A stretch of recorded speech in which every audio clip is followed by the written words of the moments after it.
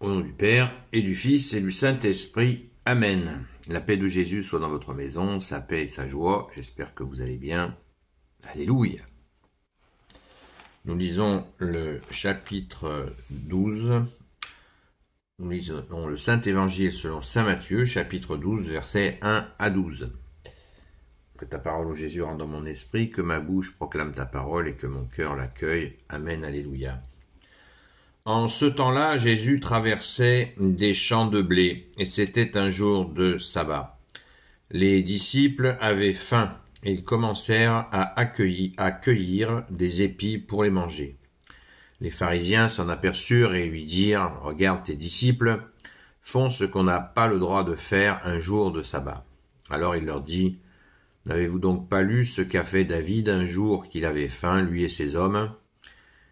Il est entré dans la maison de Dieu, et ils ont mangé les pains de l'offrande qui étaient interdits pour lui comme pour ses hommes, car seuls les prêtres peuvent en manger. N'avez-vous pas lu non plus dans la loi, dans le temple, les prêtres n'observent pas le repos du sabbat, et ce n'est pas là une faute. Je vous affirme qu'il y a ici mieux que le temple. Et si vous aviez compris cette parole, c'est la miséricorde que j'aime, non les offrandes. Vous n'auriez pas condamné des innocents, sachez que le Fils de l'homme est Seigneur du sabbat.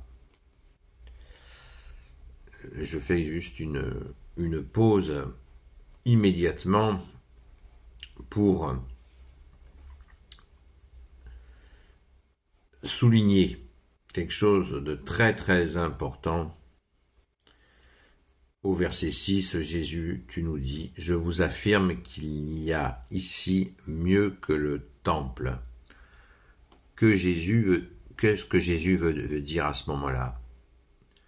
Eh bien, Jésus, quand il vient, quand il s'est fait homme, quand il est rentré en vie publique vers 30 ans, eh bien, il n'a pas annoncé d'emblée, « Poussez-vous les gars, c'est moi le Messie, je suis le Fils unique de Dieu, c'est moi le patron. » Non, Jésus nous dit « Apprenez que je suis doux et humble de cœur. » Il a transmis il a présenté sa personne en douceur, avec étapes, il a montré sa divinité crescendo, pour tout simplement par pédagogie, par étapes.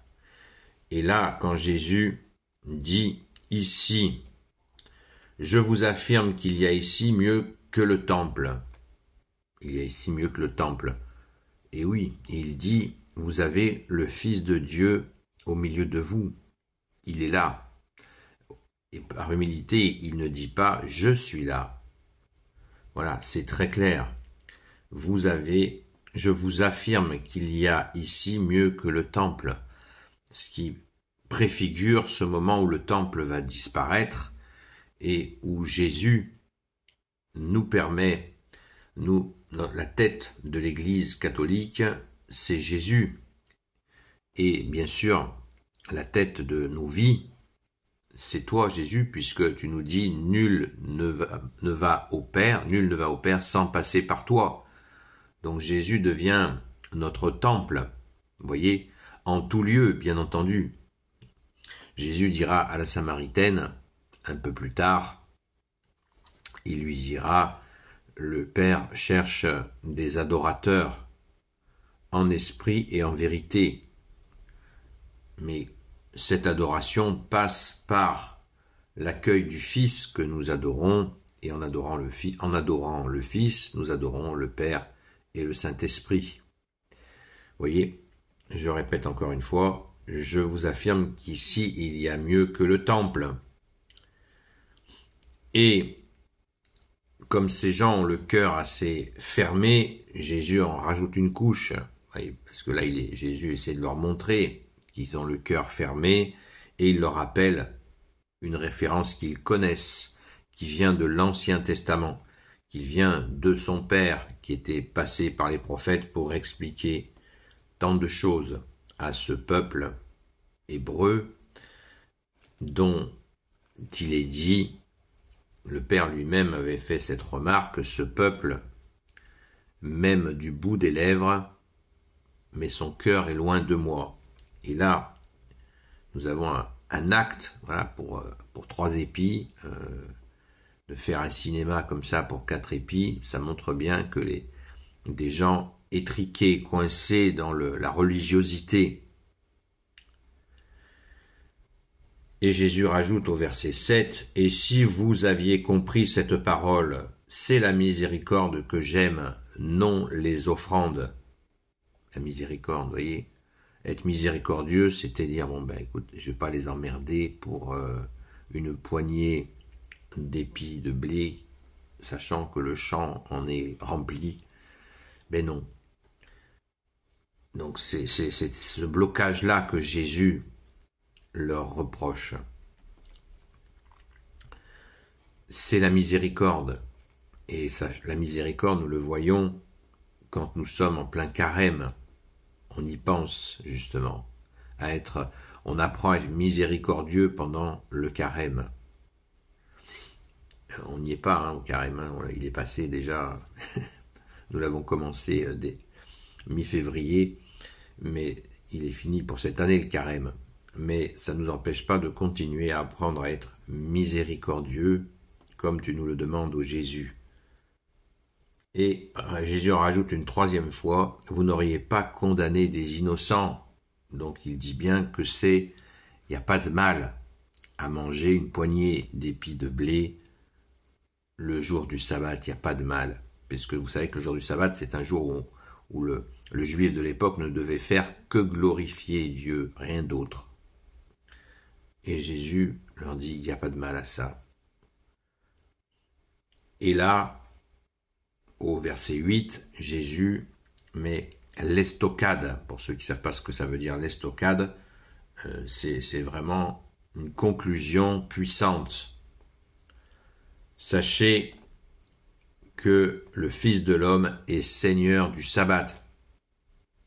Là, c'est Jésus, tu mets le feu aux poudres.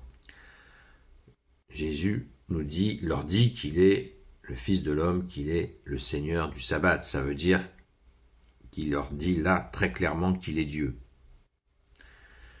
Et là, ça va chauffer. Là, ils vont péter la cafetière. Quand ils vont entendre ça, ils vont péter la cafetière parce qu'ils vont le répéter, bien sûr, entre eux, et notamment aux responsables de la religion de l'époque, et ça va chauffer. Et on sait où ça conduira. Merci Jésus d'être ressuscité. Jésus alla plus loin. Je continue la lecture. Verset 9. Jésus alla plus loin et il entra dans une de leurs synagogues. Là se trouvait un homme avec une main paralysée. On lui posa alors une question afin de pouvoir l'accuser ensuite. Est-il permis de soigner un jour du sabbat? Jésus leur dit, si l'un de vous n'a qu'une seule brebis et qu'elle tombe dans un trou un jour de sabbat, n'ira-t-il pas la prendre et la remonter? Un homme vaut sûrement plus qu'une brebis, donc le jour du sabbat, il est permis de faire du bien. Puis Jésus dit à l'homme, étends ta main. Il l'étendit. Elle était redevenue saine comme l'autre main. Alléluia, merci Jésus. Quand les pharisiens sortirent, ils tinrent conseil pour voir comment se défaire de Jésus. Vous voyez, exactement ce que je viens de vous expliquer. Donc là, coup sur coup, vous voyez, coup sur coup, il leur dit, le jour du sabbat, eh bien, c'est toi Jésus qui, quand tu es sur terre, là, à ce moment-là, tu leur dis, c'est toi qui es le maître du sabbat, qui est le Seigneur du sabbat. Et en plus, leur esprit étriqué, il est vraiment très très étriqué, parce que faire un miracle le jour du sabbat, dans le genre pour glorifier Dieu, on ne peut pas faire mieux, il n'y a pas au-dessus. Donc, à part nous, maintenant, quand le dimanche, où nous fêtons la résurrection de Jésus à la messe, où nous mangeons le corps et le sang de Jésus, ça c'est le sommet de la vie d'un catholique, eh bien, là le sommet pour glorifier Dieu, de guérir quelqu'un, que Dieu guérisse quelqu'un, c'est vraiment, c'est magnifique, quoi. C'est une glorification parfaite. Eh ben non. Eh bien non. Ça les fout en colère. Et ils décident donc, comme je vous l'ai expliqué, ils cherchent une solution pour éliminer Jésus. Au verset 15, on continue. Jésus, qui le savait, s'éloigna, et bien des gens le suivirent. Il les guérit tous. Mais il leur demandait avec insistance de ne pas parler de lui, car il fallait que s'accomplisse la parole du prophète Isaïe.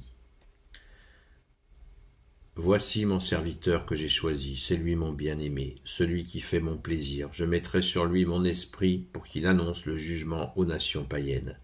Il ne discutera pas, il ne criera pas, on n'entendra pas sa voix sur les places. Il n'écrasera pas le roseau brisé, il n'éteindra pas la mèche qui fume encore jusqu'à ce qu'il fasse triompher le bon droit. L'espérance des nations reposera sur son nom. Voyez, encore une annonce d'Isaïe de Jésus. Jésus est annoncé dans l'Ancien Testament, c'est absolument magnifique. Merci Jésus. Donc pas de cris, et Jésus leur dit, pourquoi Jésus leur dit n'en parlez pas, parce qu'il sait que le temps, son temps est compté, qu'il va être arrêté et mis à mort, mais il veut pas que ça soit tout de suite. Et il ne veut pas non plus mettre en danger le peuple, parce que si les gens s'enflammaient pour Jésus, si les gens s'enflammaient de trop, eh bien, les Romains, occupants romains, l'armée romaine aurait pu interpréter ça comme une révolte qui aurait été réprimée dans le sang d'une façon effroyable. C'est ce qui s'est passé en l'an 71, où les Juifs se sont rebellés contre l'occupant romain. Ce fut un carnage effroyable et les Romains détruisirent le temple. Donc Jésus, doucement, Jésus c'est la force en douceur, la puissance, la force.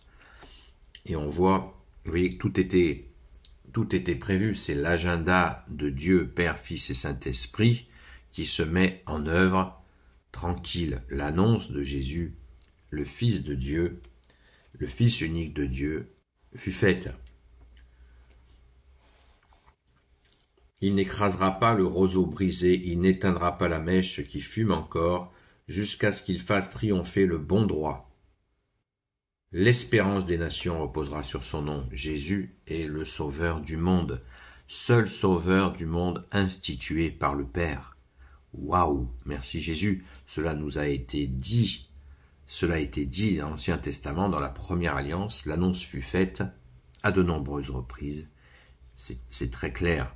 Donc, n'écoutez pas ceux qui disent qu'on peut se passer, on n'a rien à faire de l'Ancien Testament, pas du tout. L'Ancien Testament préfigure la venue de Jésus, l'annonce même, on vient de l'entendre.